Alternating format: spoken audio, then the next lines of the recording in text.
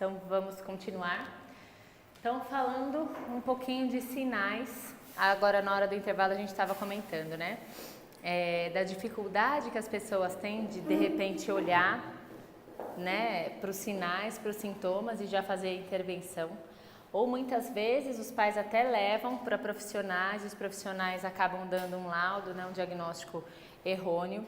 Mas como que a gente pode esquecer um pouquinho o diagnóstico e ficar com os sinais? O que a criança apresenta e a partir daquilo que ela apresenta, como que a gente deve estimular? E a gente sabe que a maior dificuldade das crianças com diagnóstico de autismo ou mesmo sem diagnóstico tem uma relação direta com a comunicação. Então, quais são os sinais que fazem com que a gente fique um pouquinho de orelhas mais em pés, atentas nessa questão da comunicação? Então, o primeiro ponto é atraso de fala. Existe uma lei que deveria ser seguida, mas nem sempre é seguida, de um diagnóstico ao nascer não, 24 horas após o nascimento, que chama teste da orelhinha. Não sei se os filhos de vocês fizeram ou netos, né? Chama teste da orelhinha. É uma avaliação que afere a acuidade auditiva lá da cóclea. Ela capta sinais da cóclea, que é o órgão responsável pela audição interna. Então, capta movimentos das células ciliadas da cóclea.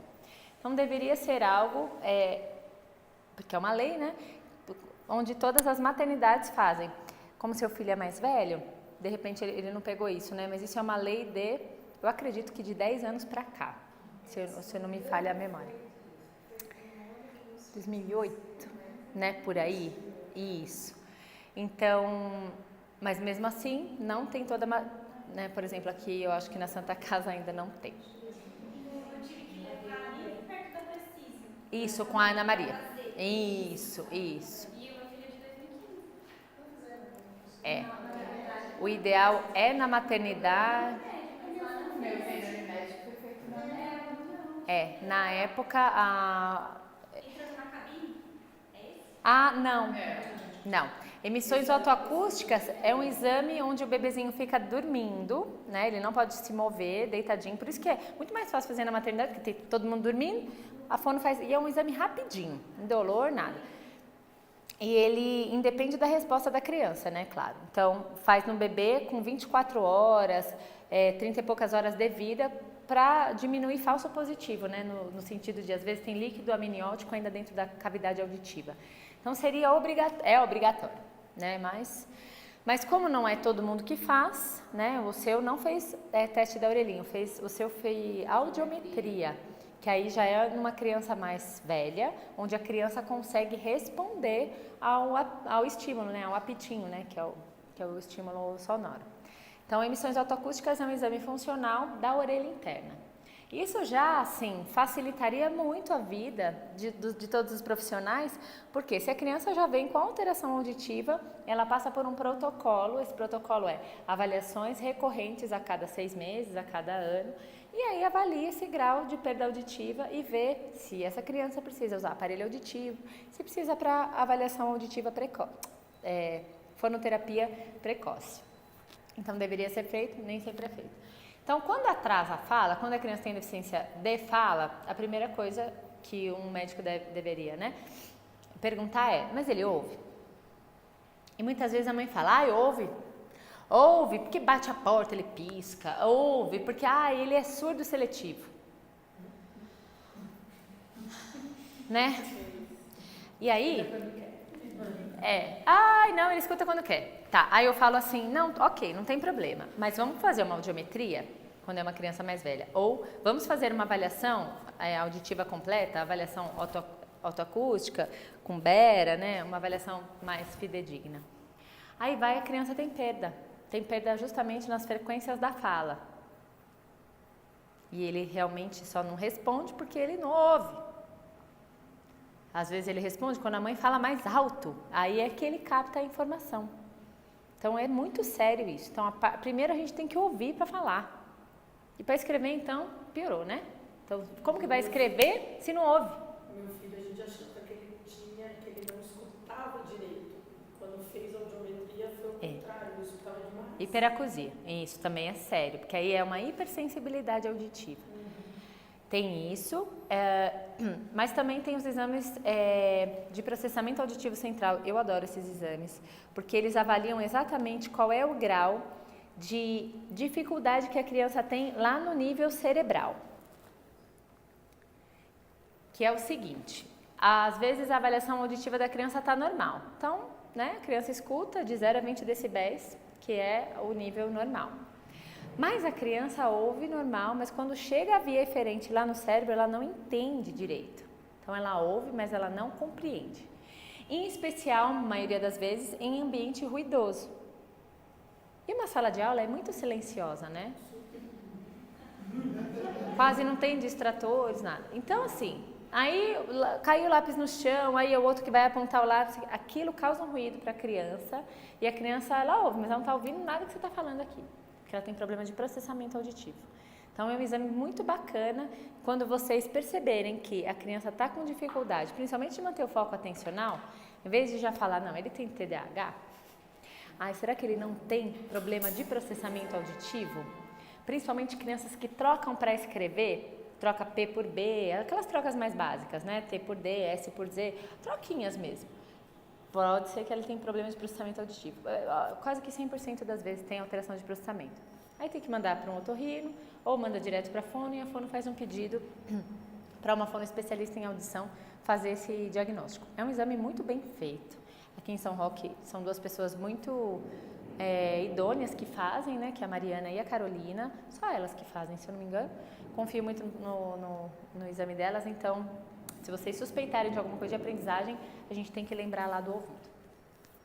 Então, essa coisa, né? Parece que é surda. Eu chamo e não ouve. Né? Às vezes ouve, mas não entende direito. E às vezes vocês falam assim, peguem o livro de português, abram na página 34, façam o exercício de 3 ao 10. São 4 informações que a criança só pegou o português. Aí... ou nem tem livro. Então, se vocês perceberem que, né, aí a criança fica meio perdida, fica olhando para o amigo, essa criança provavelmente tem alteração de processamento auditivo. E aí vale a pena realmente fazer um tratamento baseado em terapia mesmo. Dentro da cabine é super legal. Funciona muito bem. Então, ausência de intenção comunicativa. Intenção comunicativa. Eu quero ficar um pouco aqui. Porque as pessoas falam assim, ele só não fala. Aí vai ver, a criança não tem a menor intenção de comunicar. O que é a intenção de comunicar? Você chama a criança, não é apenas não responde. Ela fisicamente, ela não interage com você. Aí eu sempre ouço assim, mas ele é teimoso. Quando ele quer, ele interage. Eu falo, então me filma. Eu uso, né, a tecnologia a meu favor. Então filma, quero ver um momento que ele está interagindo com você. E não há interação, não há intenção de comunicar. A criança não tem, porque quando a gente tem uma intenção de comunicação, ela precede a fala, ela começa com o gesto, ela começa com o olhar, ela começa com uma expressão facial, corporal, eu estou aberta. Todas vocês estão com intenção de me ouvir. Não tem ninguém, perna cruzada, olhando para o lado, mexendo no celular. Isso é uma intenção de comunicação, isso precede a fala. Então, a primeira coisa é, nossa, aquele aluno tem dificuldade, mas ele tem intenção de fala? As professoras do AE, às vezes eu vejo que ficam fazendo 1000 atividades, eu falo, não. Mas ele não consegue nem estar aqui. Qual é a maneira pela qual a gente tem que olhar, assim, qual é a expressão corporal? O que o corpo dele está dizendo que faz com que a gente tenha que, de repente, trabalhar massagem, bolinha, e, sabe, massagear o corpo, exercício com pinça, para que traga o foco da atenção da criança para a atividade. Aí, às vezes, a professora quer que faz uma pintura. E a criança até pinta, mas... né? Então, a criança não tem nem intenção. Né? Uma das maneiras de se comunicar, né, é fazer uma atividade. A criança não tem nem intenção. Às vezes, ela precisa do toque, precisa do estímulo do tato, para que comece a ter intenção. Olha para mim, então, como eu uso óculos, eu abuso, né? Olha para a tia Bia, isso, parabéns, eu vou contar, e é 1, e é 2, e é 3, e vamos pular. Preciso trazer o foco atencional da criança para que depois eu peça para ela sentar o bumbum lá na cadeira e preste atenção no que eu vou, né, na letrinha tal. Então, antes tem uma coisa que precede, que é justamente o brincar. E aí que muitas vezes alguns pais, né, outros profissionais acham que eu estou pagando só para brincar. Vai na EE, a EE não faz nada. Eu falo, pelo amor de Deus, não entende qual é a estratégia que está por detrás daquele brincar. Vocês têm estratégias, mas o que está por detrás? Qual é a intenção? Normalmente é trazer a criança para a realidade. Às vezes a criança até fala, mas ela só fala a partir de um estímulo que ela ouviu. Oi, tudo bem? Fala oi. E a criança às vezes fala assim, fala oi. Né? Fala tchau pra tia Bia. Tem um menininho que é assim, aí ele fala, fala tchau pra tia Bia. Então é sempre uma écola ali, então também não tem muita intenção de comunicação. Quando que começa a ter essa intenção de comunicação? Olha, tá na hora de ir embora, o que você vai falar? Aí a criança já tem uma intenção, é uma intenção de comunicação. Não falou tchau, mas ela lembrou. Toda vez que eu vou embora, minha mãe faz isso para falar com essa mulher, então deixa eu fazer logo. E daqui a pouco sai o tchau. Tchau! O Davizinho, esse menininho que falava, né? Fala tchau pra tia Bia. Eu falo, ai amor, tá acabando a sessão. Ele, então tchau. Ele já aprendeu. Mas primeiro passou por um processo de ecolalia, sim, mas depois eu fui tirando uma palavra, tirando outra e eu, agora é com você. E aí ele aprendeu. Então a ecolalia, ela às vezes acontece mesmo, é até bom porque é por repetição que a gente aprende, mas também não pode ficar só na ecolalia, né? Então é um processo. Fala robotizada, normalmente eles não têm emoção, tem ausência da prosódia. Fala oi pra tia Bia, fala oi pra tia Bia. Oi tia Bia, olha a tia Bia tá aqui, boa tarde. Boa tarde. Não tem essa música, não tem essa entonação. Não tem essa empatia, não tem, por exemplo, um sorriso. É algo fechado, é para dentro. Então, se vocês virem também uma criança com essas alterações, né, tem que ficar de olho, então tem que trabalhar a parte da musicalização, é tão importante. Hoje se perdeu tanto, né, esse contato com a música, por exemplo, né? Primeiro porque nem existe música, né? Tem uma menina que eu atendo que ela ouve funk. Eu falei, eu quero ouvir o que... Eu falei, aí, nem é música. Aí eu falei, eu quero ouvir a música, porque eu adoro aquelas, né, cabeça, e ela acha ridículo. Aí ela dança até o chão, o funk. E aí eu fui ouvir o tal do funk, que não era nem adequado para a faixa etária, e a mãe tá na moda. Então, perdeu-se muito, né, essa parte de psicomotricidade, né, enfim. Habilidade exacerbada de memorizar números ou letras, né? Como aquele meu amiguinho, né, lá da minha infância, que memorizava a lista telefônica, o guia. Ele também gostava de guia. Não era o Waze, chamava guia. Então ele decorava os lugares, assim, era muito engraçado. Então, essa hiperhabilidade, né, com algumas coisas também, a gente fica meio de olho. Isso é bom, né, é bacana, mas a gente tem que tudo é o equilíbrio. Não pode nem muito, a dificuldade de ouvir, né, em barulho ruidoso, nem pouco. Então, tudo que é extremo é ruim. Então, tem que ser tudo dosado em equilíbrio. Que eu tinha, Bia, não sei se eu procurava, você viu? Todo mundo uma habilidade. Todo mundo falava, fala para ela falar os números de telefone, as placas dos carros. Habilidade. A habilidade, mas eu não tenho mais. Perdeu-se. Outra dificuldade é uma inabilidade de fazer um pedido, né? Você quer água? A criança fala, você quer água? Aí a mãe tem que adivinhar, a professora tem que adivinhar o que a criança quer ali. Aí vai, é água, é vontade de fazer cocô, você tá com fome, você tá com raiva. Então a criança não sabe pedir. E às vezes vai lá no armário, abre e faz o quê? Tira tudo. E aí, às vezes, isso acaba sendo uma brincadeira, porque aí a criança tira tudo, aí a mãe não entende, aí a mãe também não intervém, e aí a criança põe de volta, aí a criança acha que aquele desmontar e colocar é uma brincadeira, e aí perdeu-se, assim, uma oportunidade de entender o que a criança está querendo. Às vezes é uma bolacha que acabou.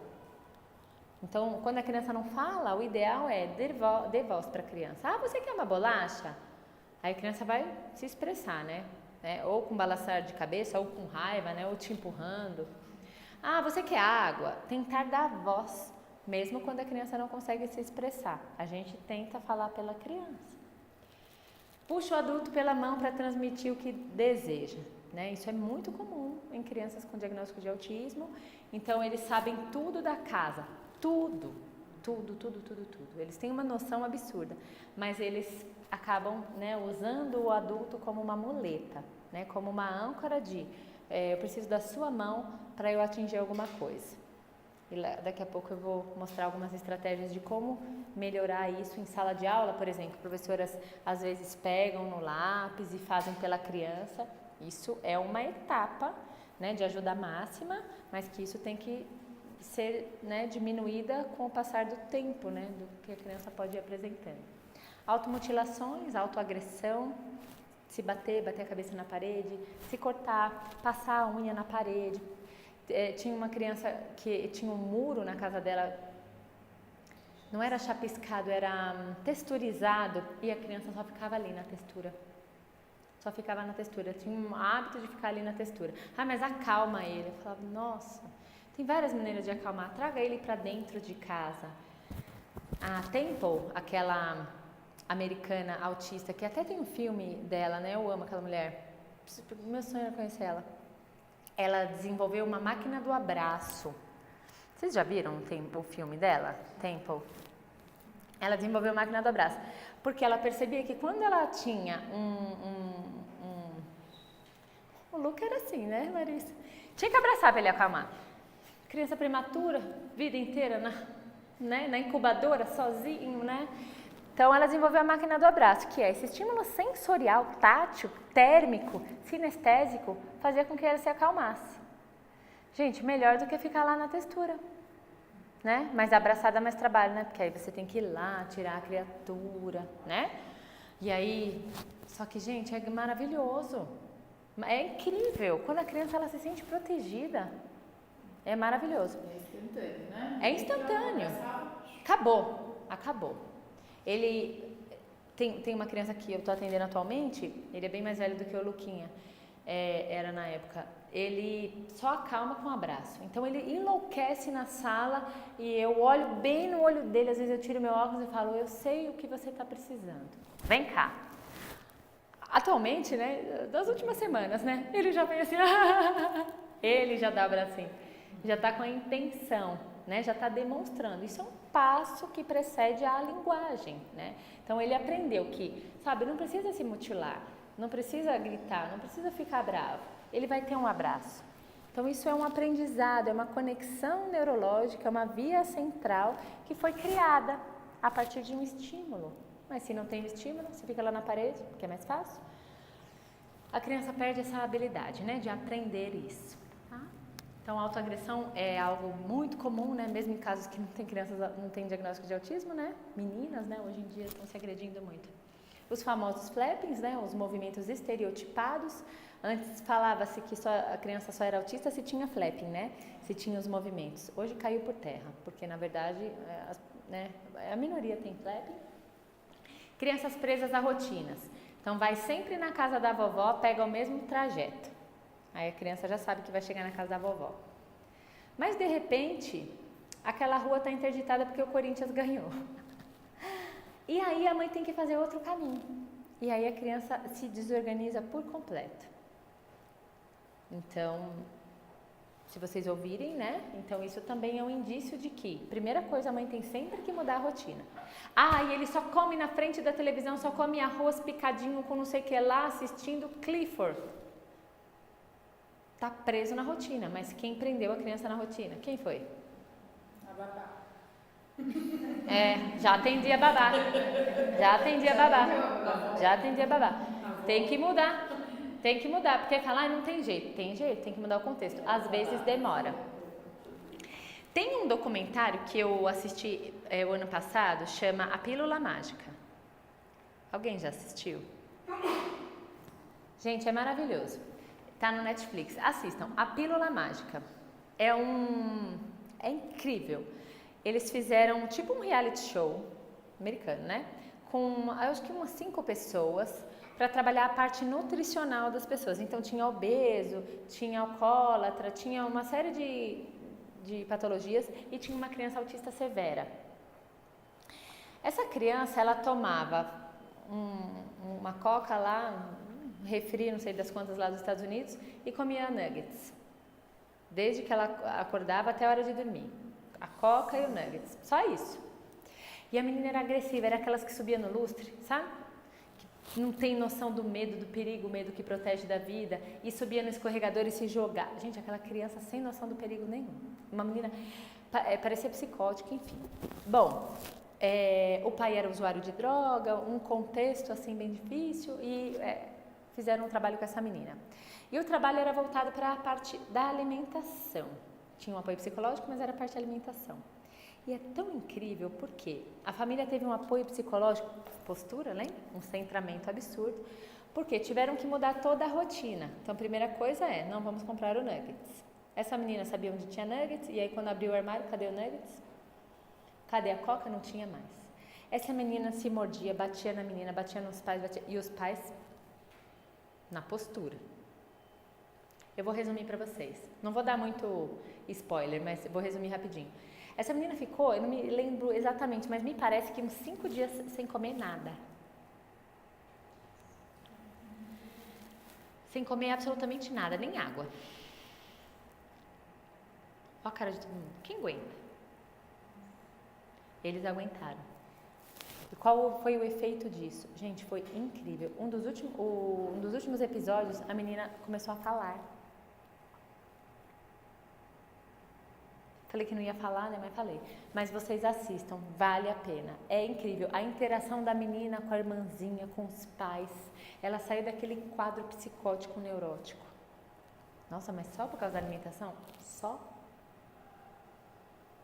Teve todo um apoio psicológico, teve tudo, uma mudança de postura dos pais, do tipo, eu confio em você, você não vai morrer não, 5 dias não é nada. E eles foram vendo o efeito, sabe, mental dela, emocional, da melhora. E o pai dela teve uma das entrevistas, né, um dos dias lá que eles estavam no perrengue, ele chorou, ele falou assim, eu tô me vendo nela quando eu ficava sem droga. Então, vicia mesmo, né, a tal da Coca-Cola, né, as papilas gustativas, elas querem aquilo, né, e a menina também só ficava no tablet, então foi tudo, assim, é incrível, gente, assistam, chama A Pílula Mágica, é muito bacana. Então, presa à rotina, a criança não inventa a rotina, é o adulto que vai moldando a rotina. Também já atendi uma criança que só tomava leite condensado e salame, de salgado. Bom, né? Não, mas Bia, eu tentei de tudo. É que aí sobrou isso. Eu falei, pô, mas ele não sabe que existe isso. Você que foi dando. E é claro que a criança vai, né? E aí vai chegar uma hora, gente, que nem vai nem o leite condensado, nem o salame.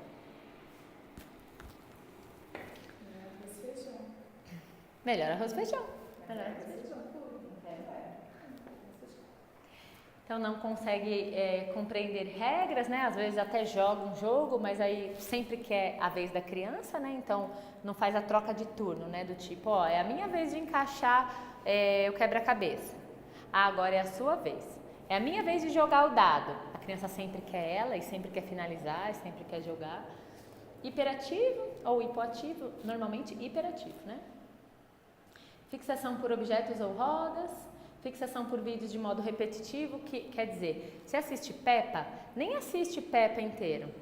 Volta sempre numa fala, não consegue assistir um episódio inteiro. Ou vai pulando de um vídeo para o outro, não se centra em uma única coisa. Ainda pula, né? Fica assistindo 1000 coisas ao mesmo tempo, né? Não foca a atenção. Não brinca de faz de conta.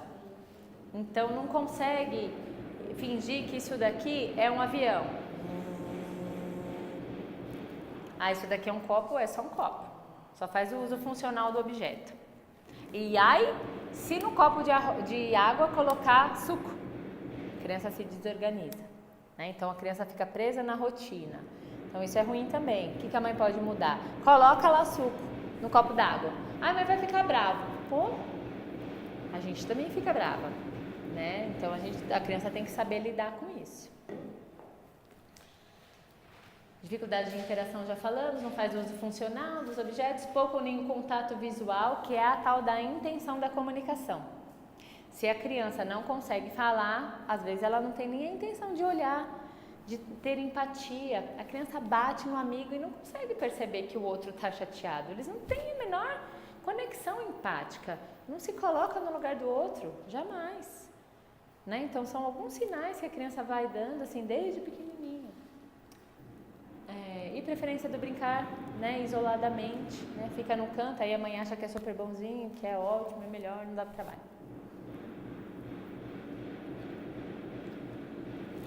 Regressão da fala, é o que eu falei lá no começo da palestra, é o que eu mais escuto. Ele falava mamã, papá, e de repente parou de falar. Nunca é de repente, nunca é do nada. Até é de repente, mas nunca é do nada. Sempre tem alguma coisa, né? Que pode ser a vacina. Tem um menininho que eu perguntei, aconteceu alguma coisa? Aconteceu. Aconteceu alguma coisa quando ele parou de falar? Não. Aí a mãe, né? Não aconteceu. O pai, não aconteceu nada. Aí a mãe, como não aconteceu nada? Sua irmã morreu. Mas ele era tão pequeno. Eu falei, gente. Isso fica lá no sistema familiar. A criança não sabe num nível que a gente imagina que ela sabe, mas ela sente. Não tem a titia. Né? Então sempre aconteceu alguma coisa, nunca é do nada, ou os pais se separaram. Gente, sempre tem lembra do contexto. Sempre tem o contexto. Crianças com otites de repetição, então eu sempre falei, né, da importância da audição para depois falar e depois escrever. Uma criança que está lá na carteira, que vive com o ouvido encatarrado, vive com secreção, ele não vai prestar atenção em você, nem a pau. E normalmente, crianças com diagnóstico de autismo, eles têm otite de repetição porque eles são muito alérgicos, extremamente alérgicos. Então tem toda essa questão da microbiota intestinal, eles são seletivos alimentares, aí a mãe acaba dando só aquele de comida, porque senão tem medo que a criança morra de fome. E quando eu vi esse documentário, eu falei, é a prova de que a criança 5 dias sem comer não morre. E não morre mesmo, né? A gente sabe que não morre, mas é uma ansiedade, é a falta da postura do adulto que faz com que a criança regrida. Então, se a mãe estiver firme, tiver coragem, dá certo. Eu lembro que a minha filha, do meio, ela só mamava no peito, né? Nossa, eu tava tão cansada, gente. Aquela menina, ela não saía do meu peito. Eu falava, meu Deus, o que eu faço? Olha, foi um sufoco pra mim, porque doía quando ela não mamava, mas eu coloquei esparadrapo. Eu não dava conta, eu tentei assim, tudo. Desmame amoroso, desmame que, sabe? Eu tentei assim tudo. Eu falei, gente, não tá dando certo, alguma coisa estou fazendo de errado. Então vamos lá, olha, tá doendo, e realmente doía, porque ela queria ficar a madrugada inteira chupetando. Então eu falei, olha, realmente tá dodói, tá dodói, tá dodói, tá dodói. Ela chorou, chorou, chorou. Podem dizer que isso vai criar um trauma, mas não criou coisa nenhuma, porque ela aprendeu a dormir sem peito, aprendeu a dormir sozinha, me deu um trabalho de uns bons dias sem dormir. Era mais fácil pôr no peito, mas gente, eu falei, não aguento mais, eu tenho que mudar minha postura. Porque senão isso daqui vai se perdurar por quanto tempo? E ela também não queria comer. Falei, não, então não come porque tem, né? Tô substituindo com alguma coisa e essa alguma coisa que eu tô substituindo tem que sair para entrar outra. Né? 2 corpos não ocupam o mesmo lugar no espaço. Então assim, alguma coisa estava fazendo com que ela se saciasse e aí por isso que ela não comia comida. Aí tem gente que fala, não, mas a criança fica sem comer e não passa fome. Eu falo, quanto tempo fica sem comer? Ai, fica 3 dias. Não ficou, não. Eu falo, ficou 3 dias sem comer nada? Ah, não, porque aí no fim eu dei uma mamadeira. Não ficou sem comer. Aí a ansiedade, eu tava com um caso que ele tava redondinho, redondo, tava ótimo. Menino, 8 anos, só tomava leite na mamadeira, leite na mamadeira, leite na mamadeira. Mandei com a nutricionista, fizemos um trabalho super legal. A gente mudou o leite de vaca para leite de vegetal, para leite de coco, a criança habituou o paladar, foi ótimo. Colocamos fruta no tal do leite, porque é o que a criança aguenta, sabe? Só aguentava a mamadeira? Então vamos colocar coisas na mamadeira. A gente vai mudando o paladar da criança devagarzinho com o que ela aguenta. A gente tinha introduzido tudo, gente, e eram sucos, eram uns leites assim maravilhosos, vegetais, com fruta, tudo na mamadeira, tava ótimo, beleza. Agora chegou a hora da introdução do outro utensílio, colherzinha e copo, 8 anos, né? Colherzinha e copo, vamos, não sei o que. Aí, o que aconteceu? O menino rejeitou a colherzinha e o copo. Aí a mãe ficou desesperada, não, mas e agora, não sei o que. Aí o menino começou a fazer o quê? Rejeitou a mamadeira, tudo aquilo que a gente tinha conquistado. O que a mãe fez? Leite de vaca de novo. Quer dizer, a gente tinha ganho assim uns 3 meses de terapia e a ansiedade da mãe, com medo que o menino morresse, só porque o menino rejeitou as primeiras ofertas da colher e do copinho, voltou a estaca 0. Eu falei, não, me conformo, não, porque aí ele não queria nem mais o leite vegetal. Eu falei, mas ele nem sabe que existia leite vegetal. A gente não falou para ele que não era o mesmo leite. A gente foi fazendo a transformação. Como que você volta? Não, porque aí eu dei o leite da vaca e ele tomou. Mas lembra, a gente não deu a informação de que, olha, a partir de hoje você vai tomar um leite chamado leite de amêndoa ou leite de coco. A gente vai te enganar? Porque o leite da vaca não funciona bem. Não, a gente foi fazendo transformações de doses homeopáticas, sabe? E a mãe super ansiosa porque ele rejeitou, então atrapalha o processo.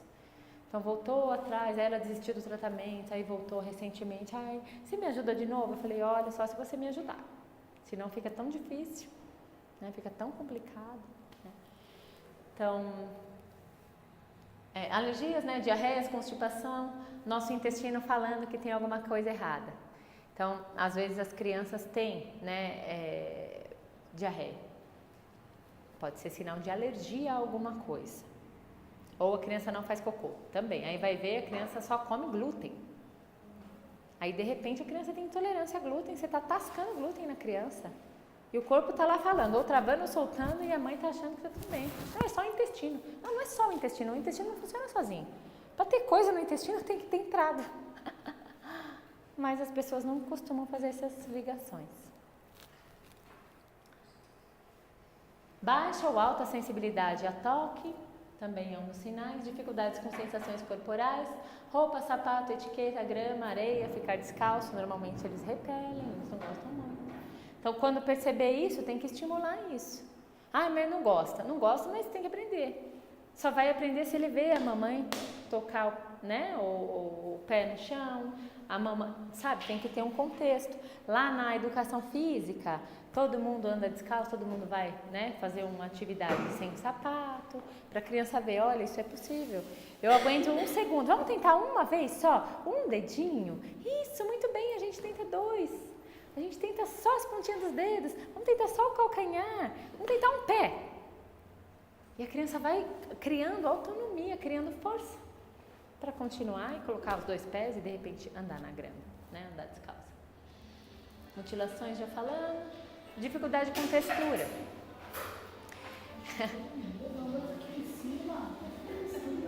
Não tem problema. Imagina. Não tem problema. Dificuldade com textura. Então, coloca uma textura na boca, a criança não gosta. Criança com diagnóstico de autismo, eles são crianças que gostam de coisas que fazem barulho, né? Então, até tem um estigma que é criança creque-creque, que só gosta de salgadinho, essas coisas. Mas eu falo, pô, mas a criança não sabe que existia salgadinho. Alguém ofereceu para ele. Ah, e quando coloca alguma coisa doce na boca, ele nauseia. Mas não dá para dar uma banana, gente, que é super doce de uma vez. Tem que começar com estímulo gustativo, estímulo tátil, gustativo. É a ponta do dedo. Eu tô com um menino assim, que usa traqueostomia, tudo, e traqueostomia e gastrostomia. Então, quer dizer, o menino não respira pelo nariz, respira pela garganta e nunca comeu na vida, usa gastro. Aí a mãe queria que ele comesse, mas eu faço sopa e ele não come. Eu falei, ó, ele tem 2 anos. Ele nunca mamou, ele nasceu com fissura, nunca mamou na vida, nunca comeu, você quer que ele come, ele não sabe o que é comer. O estômago dele é preenchido por alimento sem passar pela via que para nós é funcional, para ele não é. Então, quando falar tem dificuldade de comer, tem que olhar o contexto. Por que tem dificuldade de comer? Porque no caso desse menino, por exemplo, ele nunca comeu. Ele nunca sentiu um cheiro de comida, gente, porque ele respira pelo pescoço. Então, como que quer que coma? Então, tem que, sabe, o contexto, ele é tudo. Nauseia, desde sempre. Aí é que tá. Isso, amassada. Aí é que tá. Tem criança que não vai mesmo. A minha filha do meio, ela odeia sopa, ela tem um nojo de sopa. Ela fala, mãe, fica aqueles negócios boiando. Olha da cabeça dela. E, gente, aí eu parei pra pensar, eu falei, gente, é engraçado, mas será que ela pensa que tá morto? Alguma coisa ali né, na água. Só que aí eu bato a sopa, vai pra ela. É o que funciona pra ela. Quando ela vê o negócio boiando assim, líquido, ela tem nojo. Mas o que tem que ser feito, né? O quanto possível, o que a criança aguenta. Porque, gente, também é a mesma coisa que querer me dar fígado. Que querer me dar aquele outro negócio que mineiro come. Eu não posso nem olhar aquilo, quiabo. Eu não aguento aquilo. Então, tem situações que a criança não aguenta. E tá bom, sabe? Mas tem que estimular, tem que fazer a TO, tem que fazer o trabalho todo de estimulação sensorial. Tem que ser feito, né? Para não ser uma agonia. Mas tem preferências. A criança não suporta. Eu também não suporto o cheiro de carne. Não consegue engolir. Então, dá para colocar a banana, por exemplo, na vitamina, em outros lugares. É usar o hemisfério direito, gente. É ser criativo. Se gosta... Isso. Se deixar, troca. Se deixar, troca, mas a gente não pode deixar. Mas não pode trocar. Porque o leite, por exemplo, vou abrir parênteses. O leite, eu tenho 40 anos. Quando eu era criança, o leite tinha que ficar na geladeira. O leite era um produto perecível. Então eu lembro que o carro da Paulista ia entregar o leite lá na minha casa, tinha que pôr na geladeira e tinha que ferver. Eu lembro dos latões vindo no charrete, eu tinha que correr para a geladeira. Senão, depois os saquinhos na geladeira. porque senão estragava, certo? Leite. Saía da vaca, negócio perecível, certo? Hoje o leite dura quanto tempo aquele da UHT lá? 6 meses, não sei. Eu não sei o que é aquilo. Leite não é. E pior que eu compro de caixa. Então assim, eu tenho que fazer. Porque ele substitui tudo por leite, deixar. Então assim, Não. normalmente tá mais toma leite. Não. Porque aí nem substitui água pelo leite. Só que o leite, né, ele tem uma interação lá com a minha... Primeiro lugar, não é leite. Não sei o que é aquilo, não é leite. Primeiro lugar. Segundo, não dá para matar sede com aquele negócio que nem é leite, que fica na prateleira. Até a água vence, aquele negócio... Não sei o que é aquilo, gente. Branco. Leia lá os ingredientes. Ácido, não sei... É complicado. Então, ele não vai lá e compra. Você que vai e compra. Mas muda isso, né? Tem que mudar isso para ele aprender. E tem que ser também aos poucos. É o que ele aguenta. Ele está viciado no leite. Tem uma palestra do Lair Ribeiro que chama O Mito do Leite. Eu amo aquela palestra. Eu te mandei, né? Foi a única coisa que você não me tratou. Tô perto aqui. O mito do leite. Aquilo é, assim, uma quebra de paradigma. Porque leite a gente vincula com o amor materno, com aconchego. E leite não faz mal, o leite da vaca. Mas esse leite que vendem aí... Mas ele é contra mesmo esse leite da vaca, o Lair, né? Assistam a palestra e tirem as conclusões de vocês, né? Então, não pode substituir, é um alimento que complementa, né? Ele pode complementar, mas não pode substituir uma refeição. Tipo, Danoninho vale por um bifinho? Mentira, enriqueceram a Nestlé. Né? Nestlé, sei lá do que é Danoninho, né? Olha o slogan. E ainda assim, quando eu levei na nutricionista, eu falei que eu tomava leite, aí ela falou na frente dele, então tudo bem, se ele toma só leite, deixa. Aí depois dessa fala da nutricionista, ele foi repetindo. Ele falou, mãe, mas a médica falou que eu posso tomar só leite. Você não é médico. Aí ele atrapalhou um pouquinho essa parte. Sinto muito. Complicado. Não substitui. Nada substitui, sabe? Né? Eu fui vegetariana há muito tempo e aí... Preciso falar isso, né? Fui vegetariana há anos. E aí, assim, o vegetal substitui. Pra mim, não que não substitua, acredito que para algumas pessoas deve substituir. Pra mim, não. Para mim não, para mim teve um efeito. Então eu tive que voltar a comer um pouco. Mas é o que funciona para cada um, né? É para cada um. Não para meu caso, eu não conseguia suprir a quantidade de vegetal que eu tinha que comer, porque brócolis eu conseguia comer assim 2 galinhos, sabe? Então tem coisas que não substituem porque a gente não dá conta de ingerir, né? Então eu também não repunha com medicação, né? Porque eu não sou muito a favor. Então, enfim. Então a gente tem que ver caso a caso, né? Ok. O equilíbrio depende de quem? Uma criança com evolução de sucesso tem ajudantes, que são os pais, os professores, os terapeutas, centrados e equilibrados.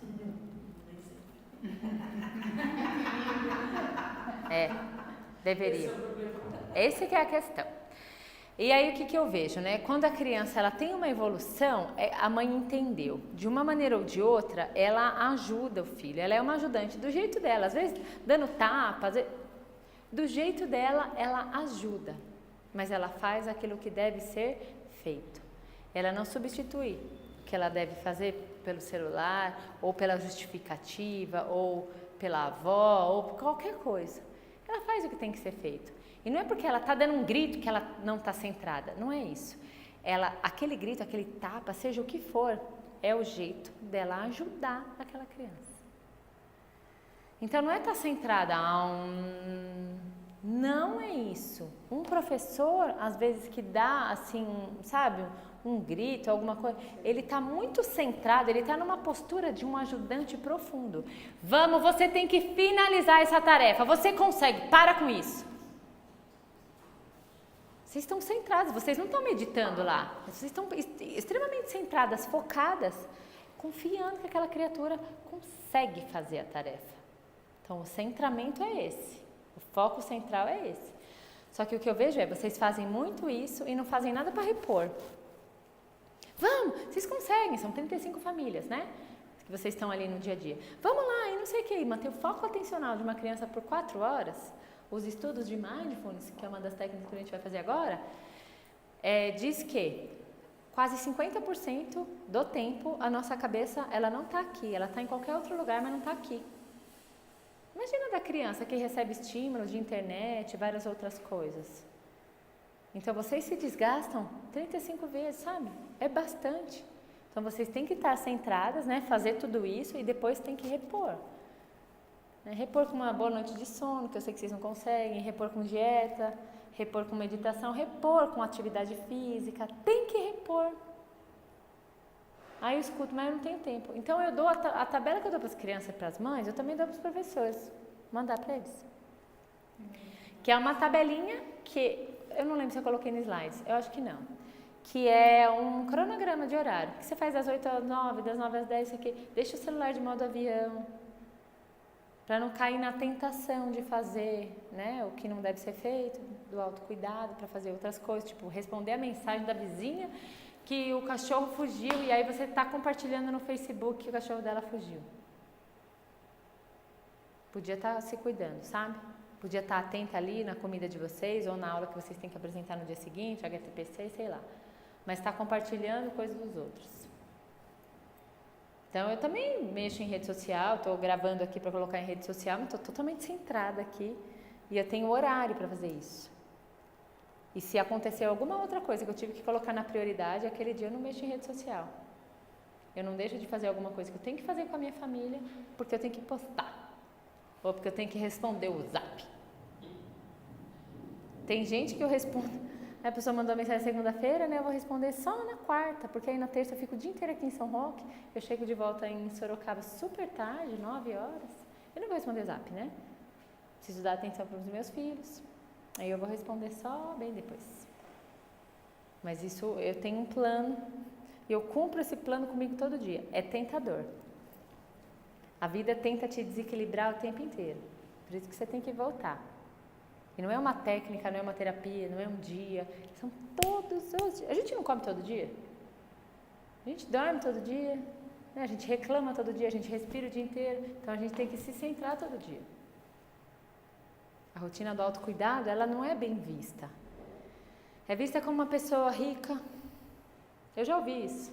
Nossa, é porque você tem tempo. Eu falo, pô, Não é porque você pode, porque seu marido é médico. Eu ouço cada coisa.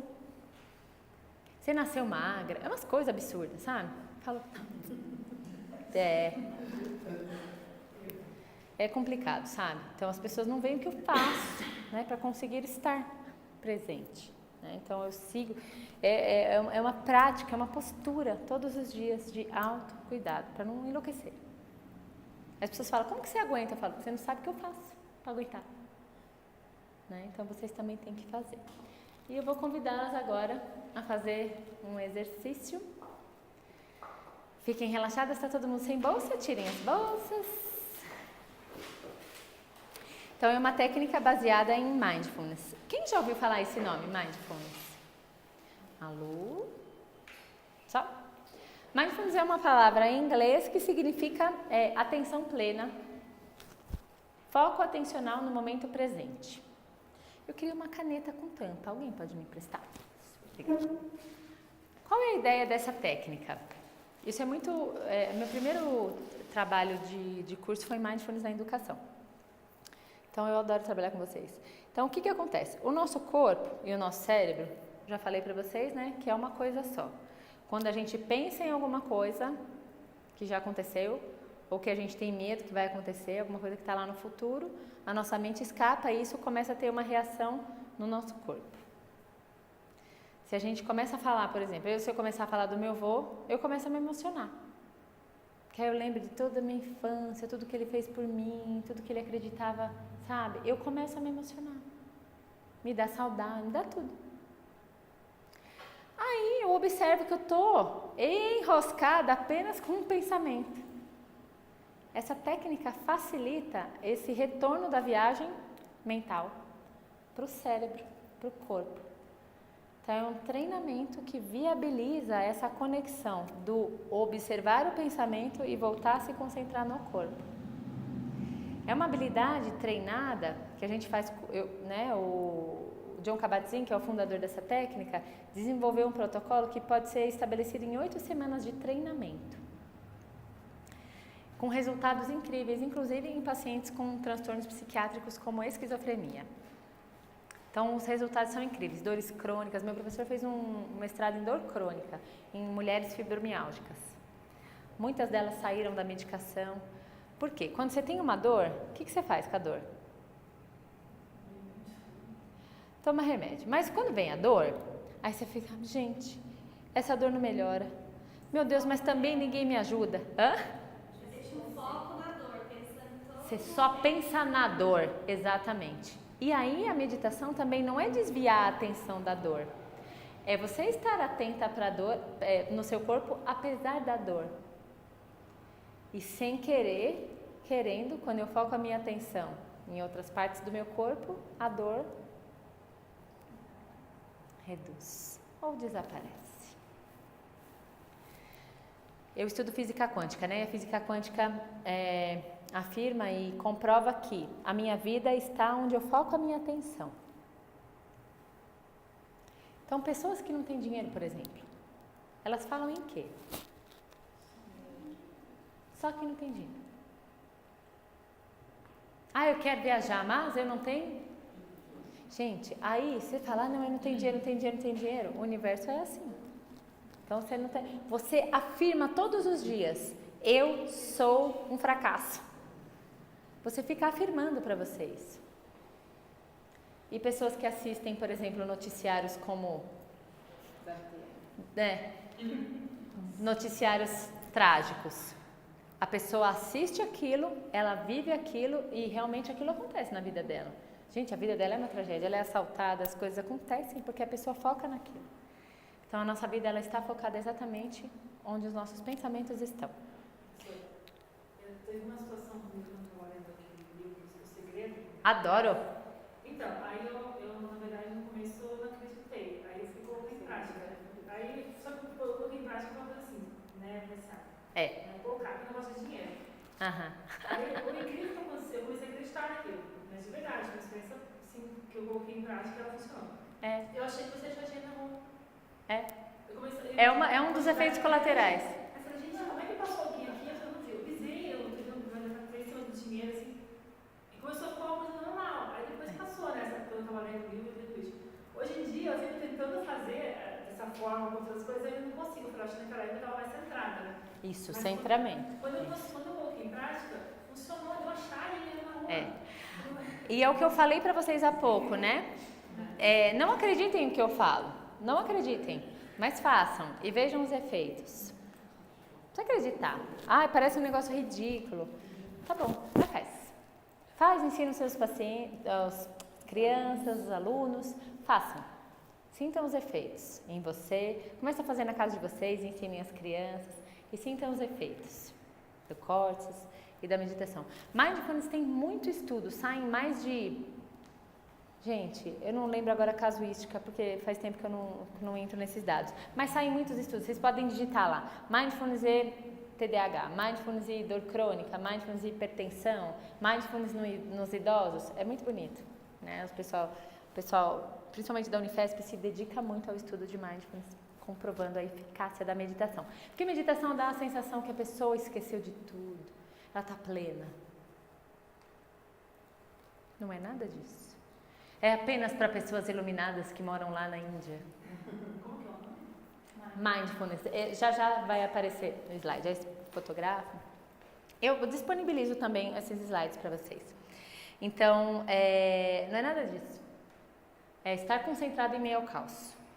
Tipo, tomei uma batida de carro, eu me concentro naquilo, eu volto a minha atenção no meu corpo. Não fico, filha da mãe, lazarento, vai ter que pagar, eu tô sem dinheiro. Volta pro corpo. Aí faz com que você... É uma explicação de quando a gente está mal por algum motivo, financeiramente, ou muitas mortes na família, parece que acontece uma sucessão de coisas. Encadeamento de tragédias. Só atenção naquilo. É encadeamento de tragédias que a gente chama. Mas é. E o que faz? Você foca nisso. O inverso também, né? E o inverso também, é. Começa a passar por positivo, parece que vem tudo junto. Quando vem uma pessoa assim pra mim, eu quero mudar de emprego, eu sou bancário, eu quero ser palestrante. É um caso que eu atendi, né? E aí eu falava assim, que ótimo, você quer ser palestrante, o que você vai fazer pra ser palestrante? Não, eu quero sair ganhando, você cobra quanto por palestra? Falei, não, tem um processo para que você caminhe bem grande, né? Para você chegar lá. As pessoas só querem um resultado, né? Não querem a caminhada. Então, Mindfulness faz com que você foque naquilo que você quer, mas fazendo assim um arroz com feijão todo dia. Processo de investimento, né, Lívia? Exatamente. E apreciar a jornada. Porque não adianta eu focar numa coisa assim muito lá longe que eu também não vou dar conta. O que eu dou conta agora? E prestar atenção nisso diariamente faz com que eu crie poder e responsabilidade para atingir o meu objetivo, né? Então, o foco atencional eu quero estar lá, né? Uma coisa boa, eu quero ganhar muito dinheiro. Mas se eu ficar com a minha mente focada apenas nisso, eu também esqueço daquilo que eu tenho que fazer todos os dias. O foco o que eu preciso fazer para ter bastante dinheiro? Com certeza, a primeira coisa tem que trabalhar mais, né? Ou aprender a mexer na internet, como eu, fazer curso online, algumas coisas assim. Mas é uma jornada de trabalho que te mantém centrada no presente. Porque se eu ficar com a cabeça lá no futuro, né? Então eu mantenho o meu foco, eu quero aquilo. Mas eu preciso fazer várias coisas que me levem àquilo. Porque se eu ficar na energia da escassez, eu não vou ser chamada para ser palestra, nada que eu faça dá certo, absolutamente nada. Que o foco e a minha atenção vai dar certo. Porque eu estou focado numa coisa muito ridícula, absurda, né? Então eu tenho que fazer várias coisas pequeninas ao mesmo tempo, todos os dias, para que aquilo eu alcance. E Mindfulness me trouxe muito esse centro. Então vamos praticar, pra vocês aprenderem aí, fazerem em casa e fazer com as crianças lá na escola. Fiquem numa postura confortável, que sustente a prática de vocês até o final.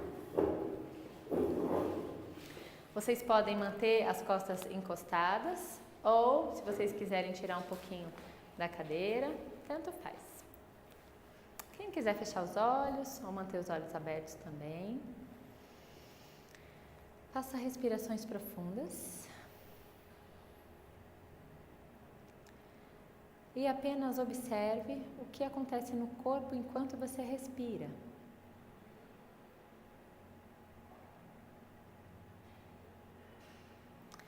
Lembrando que se por algum motivo a sua mente escapar, se você pensar em outras coisas, com bastante gentileza, sem julgar a sua mente, volte a se concentrar na sua respiração.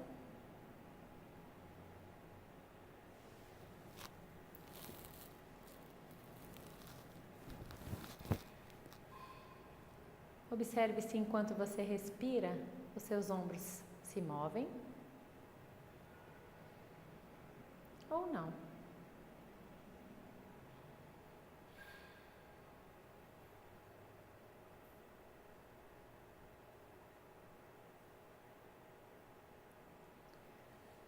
E sem querer mudar absolutamente nada na sua respiração, foque a sua atenção agora no peito. Observe se enquanto você respira, o seu peito se eleva.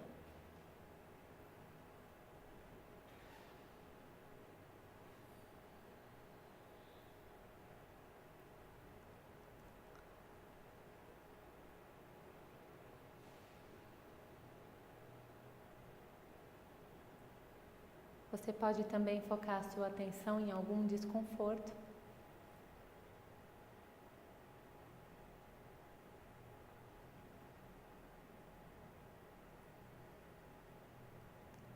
Caso você esteja sentindo alguma dor, sensação corporal como formigamento, centre a sua atenção nessa área do seu corpo.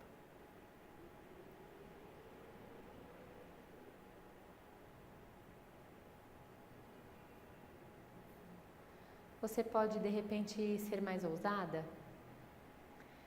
e imaginar que essa parte do seu corpo que está desconfortável respira junto com você.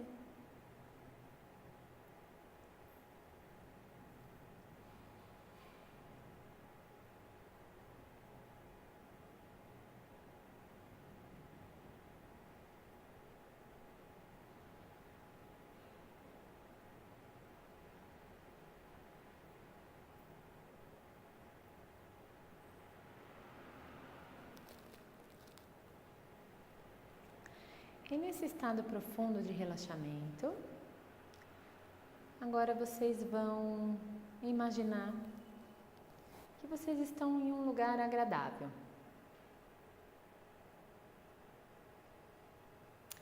Pode ser sua casa,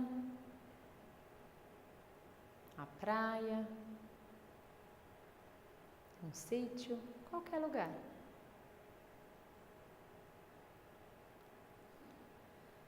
E imagine-se praticando meditação da respiração nesse local.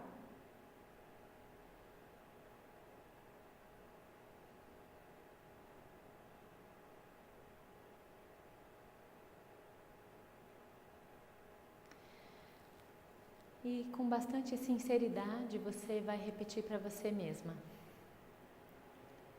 que eu possa ser feliz,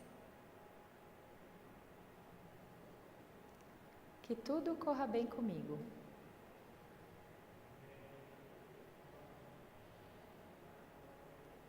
E que eu encontre a paz.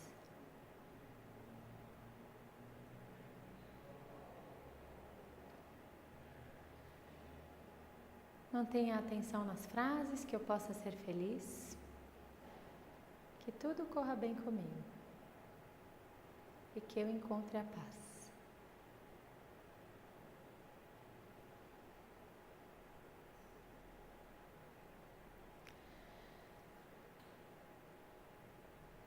Nesse estado de relaxamento, vocês vão imaginar agora uma pessoa que vocês têm uma amorosidade intensa. Uma pessoa pela qual você tem um bom relacionamento. E você convida essa pessoa para respirar, praticar mindfulness na respiração junto com você.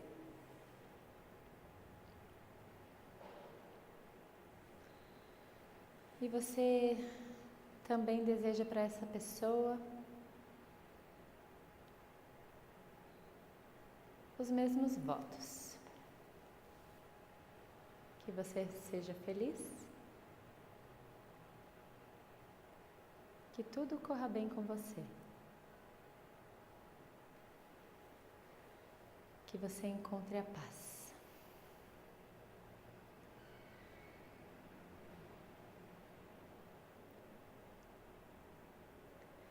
E imagine-se respirando junto com essa pessoa. E lentamente vocês vão trazer na imaginação de vocês uma pessoa que vocês têm uma dificuldade de relacionamento. Não precisa ser o seu pior inimigo, mas uma pessoa difícil.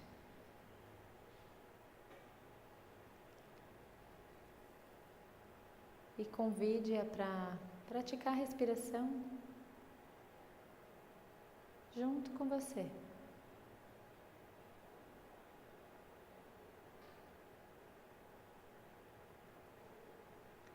E você olha para a pessoa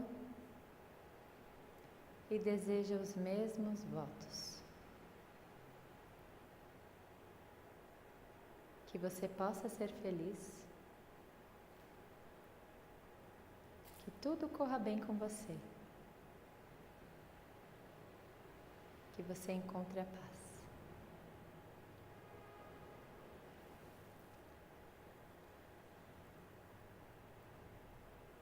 E observem o que acontece no corpo de vocês ao dizer essas 3 frases para essa pessoa difícil.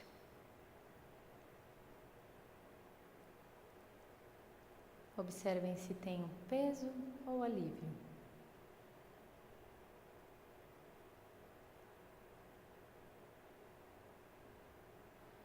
Sensação de equilíbrio ou desequilíbrio.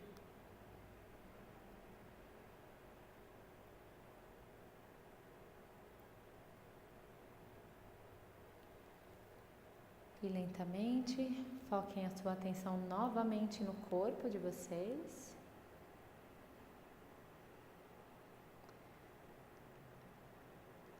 Quando possível, mexam os dedos das mãos, dos pés, trazendo a prática ao final, abrindo os olhos.